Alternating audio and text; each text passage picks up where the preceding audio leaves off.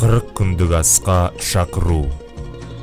Байгелова Бәлия Қасымқызы. Құрметті ағайын туыс бауырлар, құда жекжат, дос жаран және барша көз көрген жамағат.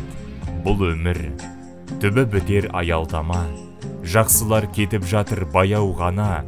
Алланың ақ ниеті сізге түссін, иманың жолдас болсын аяулана. Сіздерді 29 желтоқсан 2023 жылы сағат 12:00-де өтетін асыл жар, аяулы ана, немерелерінің сүйікті әжесі Байгелова Бәлия Қасымқызының рухына бағышталған 40 күндік еске алуасына шақырамыз. Өтетін орны Аягөз қаласы орталық мешітінде беріледі.